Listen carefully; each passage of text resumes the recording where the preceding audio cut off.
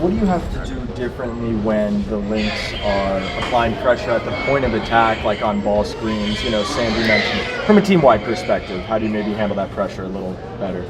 Yeah, I mean, I think it's understanding the role might not be open and understanding how you can attack out of it, because usually two stayed on the ball for a little bit to be able to recover. And so, to be honest, I think it's one of those things where it'll be great. You can kind of go back, watch film, and understand ways that you can attack it, and continuing to find ways to get downhill and attack the rim, I think always, compromises defenses as well. How much are the team turnovers over the last 5 games or so been self-inflicted versus what a defense is maybe doing to disrupt things? I mean, I'd say most of them are the defense. Just understanding if something's not open, there's another action out of it, and I think a lot of the times is we try and get one another going, and so we sometimes kind of force the pass instead of just continuing to let it come to us. And so, especially in this game, they were baiting some of them, and I think that's something we just got to do better of understanding, it might be open for a second, but then it's not, and move off the ball and trust it'll come back. How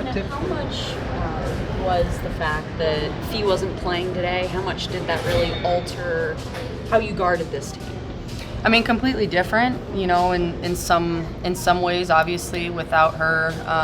But also, I think it's understanding, their bench killed us. They came in and really attacked and found ways to get downhill and put our bigs kind of at a disadvantage. And so I think this is one of those kind of learning experiences and ways that we can, continue to build. And obviously with Emma, our defense changes a little bit as well.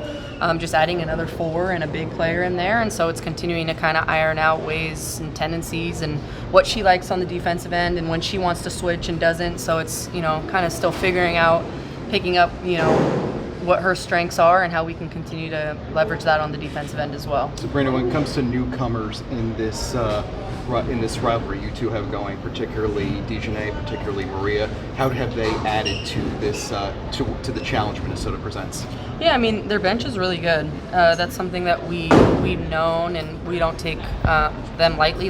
They could be starters on any other teams in the league, and so they come in and they really know what their job is, and they come in and do it to the best of their ability. And tonight they all played really well, and obviously we have a really good bench as well. And so especially when Niara and KB comes back, we know how big of a lift they give us off the bench, and we got to continue to pour into our bench now. Izzy came in and gave it huge minutes. Marine came in and played really well and aggressive, and so continue to pour into our bench as well, and knowing that they've helped us so many times. So what difficulties does Minnesota provide in terms of those post-entry passes? Yeah, I mean, they usually play with undersized bigs. They don't have really, really big bigs in there that play from behind. They usually try in front and almost steal the ball because they can't play from behind, because they're usually especially with JJ at the 5, it's just tough. And so they're really mobile. They get out there, they anticipate passes, they're super aggressive, and I think for us it's understanding the ball fake and being able to move without the ball to get a lot of easier looks instead of just kind of telegraphing where we're going to pass it to. And I think we're going to be able to watch film and just understand it might have looked open, but it wasn't, and we just got to kind of grow from it.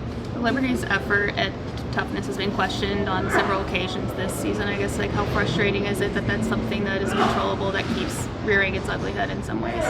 Yeah, I mean, every team is going to kind of go through it, and I think especially with the adversity that we faced this year, which has been a lot, I think it's one of those things where everyone's trying. It's not about not trying, and I think it's just understanding you have to do more, and that's the hard part is what we've been doing at the beginning of the year when everyone was healthy and playing was good enough, and now it's not. It almost needs to be even more, and you might have to do things that you're not comfortable with, and that's one of those things where you kind of just have to be able to understand. And for us it should be an uncontrollable, coming out and playing as hard as you can and giving it out on the floor, and no matter what the outcome is, that's something that you can control. Sabrina, when you talk about just doing more, what's that line of trying not to have players press when they're trying to maybe do more versus just kind of playing more of the system and more naturally?